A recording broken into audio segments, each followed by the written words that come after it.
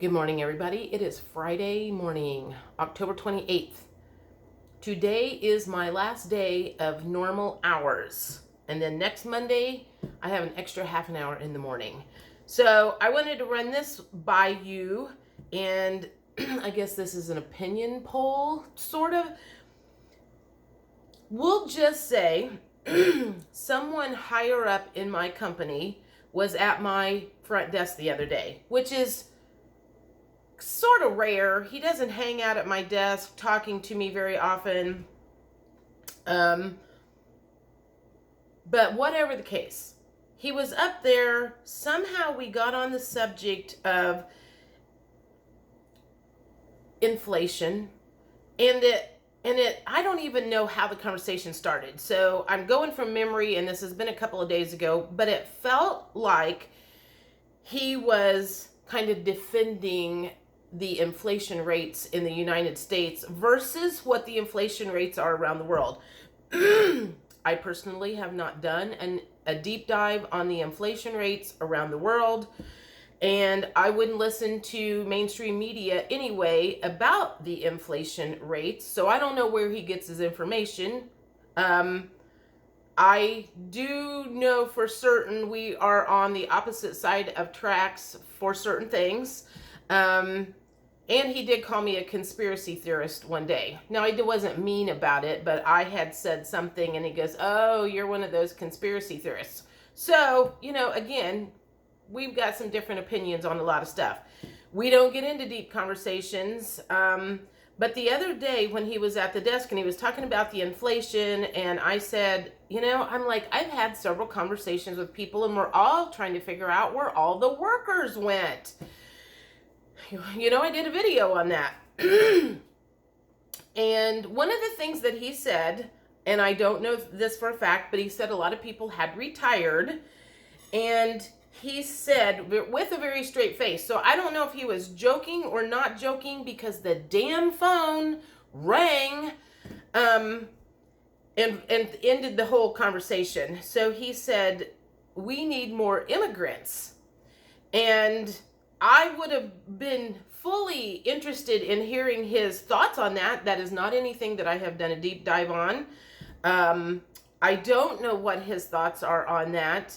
As our office, we don't have a lot of immigrants that work for us, but we probably have a ton of immigrants that buy and sell houses and come in.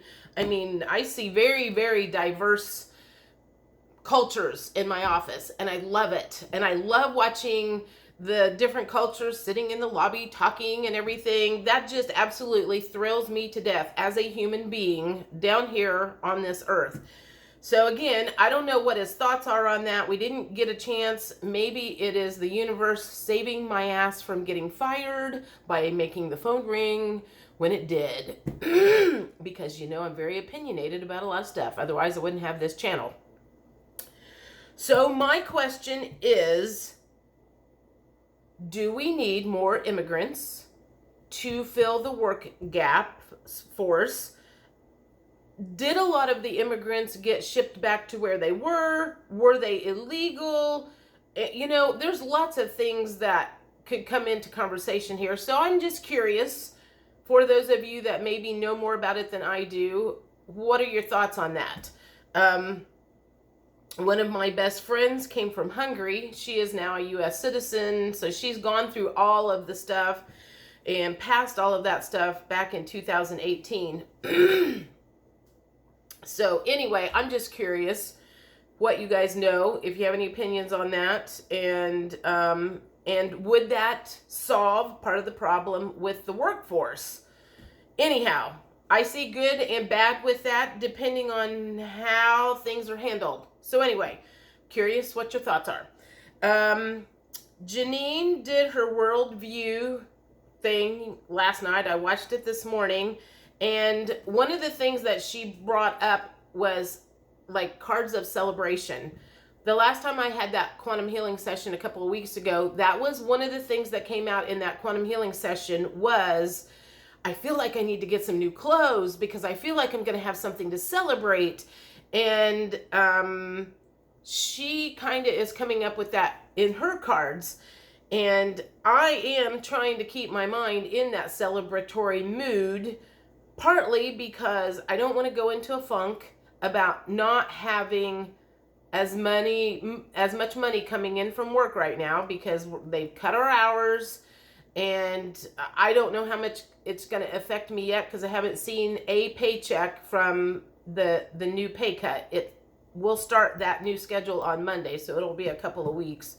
It'll be 3 weeks from today before I see a paycheck with the pay cuts in it. So anyway, I was going someplace with this, and the quantum healing session. So celebrations, I do feel like, are coming, and I cannot wait to see what happens on November 8th. I feel like something exciting will happen by then, because, I mean, that is a big, big, big day, regardless. Whether we have one, whether we don't have an election, all the deets about that. So the other one thing that I will bring up, and I haven't talked about that quantum healing session too much because it was kind of all over the place. But for you foo-foo people, you might be interested in this, and some of you will click off now, and that is fine. One of the things that came up in that whole session was, again, she takes me into a crystal cave in Mount Shasta, which was where I took myself the first quantum healing session I did like 4 years ago. And it's got healing waters. I use that in my quantum healing sessions for other people. I've done meditations on that before. And when we got done with the healing waters, she goes, "Do you want to go to New Earth again?" And I was like, "Yeah." And so she goes, "Is there a way to get there from there?" And so one place took me down to Inner Earth, and I was like, "Nope, that is not for me to look at right now. That's for another time." So then it took me up an elevator, and at the top of the elevator, that was at the top of Mount Shasta. Remember, this is all in the quantum healing session. So when I come up to the top, I personally have 2 dragons that help me in one quantum healing session. They were the ones that helped me when I got stuck on a rock and I was like bawling my head off, and I got stuck between old Earth and new Earth, and I didn't know how to get myself over, and they came and picked me up by the arms and carried me over to New Earth. So to that particular session, this last one, I went up this elevator, and both of my dragons were at the top, and she goes, "Oh, your dragons are there." And she started asking some questions, and I got names from them. I got a whole lot of information about these dragons, but everybody has these energies around them. So I'll tell you what came out about that. One was everybody has masculine and feminine kind of like animal totems that help them when they are out of balance. So mine are named Arthur and Attila, and Christina asked me she goes, "Do I have them?" And I said, "Yes." Yours are Chadwick and Chinchilla, and hers were turtles. And I said, "And do not assume that just because they are turtles means that they don't have any power. It doesn't have anything to do, because some people could have mice and some people could have rabbits.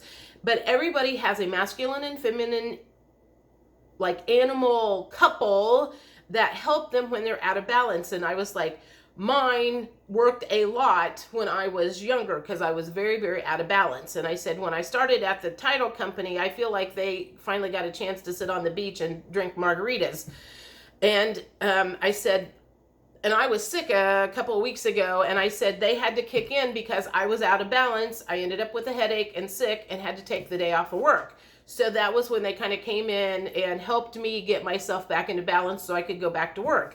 So apparently everybody has this type of masculine, feminine energy guides, I would say, you call them guides, that come around when you are extremely out of balance. I know those dragons showed up for me the first time when I did one of those previous quantum healing sessions. Then they were there again this last time. So it's interesting. I'm curious if you guys know who your masculine, feminine, animal guides are. If you've ever seen them in meditation, if you feel certain that you know who they are, and do you know their names? So that was a whole interesting topic that came out of that. And then I can't even remember. I think they dropped me off at New Earth, but it was basically the farm that I grew up on when I was a kid. And so there was a lot of stuff that came out about certain areas being very prevalent in my life that I need to go back to ground myself. And so when I'm feeling out of whack, going home to where I grew up can always ground me. And right now I'm kind of stuck where I can't go down there because of vehicular issues. So anyway, I think that's it. I'm going to get off of here, and I have another video I'm getting ready to do for the other channel, and I'm making I guess it's called Liquid Calm or Liquid Xanax, because today and next Monday are going to be a little hairy at work. It's going to be busy. We've got like 15 closings on Monday. That's the first day that we are cutting back and opening a half an hour later. So we're going to have to break that news to customers, and hopefully I think part of me worries that might freak some people out, because that's kind of like a showing them in their face, things are bad. We're cutting our hours to save some money right now. And a lot of people who are oblivious and have their heads up their asses, they might be kind of like, oh my God, they hadn't figured it out yet. I'm like, surely their soul has figured out that there's stuff going on. So anyway, I'm not extremely looking forward to Monday, so I'm going to make this oil blend for me and the other gal at the office that's having a little bit of stress issues.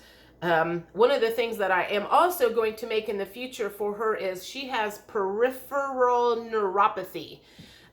She's the gal that I talked about a year ago that had cancer. She came to work at our office. I knew her 30 years ago, and then she was there like a week or two, found out she had cancer, and then she was out for a year almost as she went through chemotherapy and had surgery and all of that stuff. And so now she's like a walking toxin bomb, because she's got chemotherapy, radiation, she had the vax. She's just got a lot of poison in her body, and she's also got numbness on her fingertips and her toes and stuff from that chemotherapy. So I'm going to try to make a blend for that neuropathy stuff for her to use. She's going to be my guinea pig. I'm like going, I am willing to make things for people that need things, because I personally want to see if they work, because I know there's a lot of people out there that probably are in the same boat. So anyway, that'll be coming on the other channel, New Earth Medicine, and that's all I got for you right now. I will talk to you later. Have a good weekend. Let's get this show on the road. Later. Bye.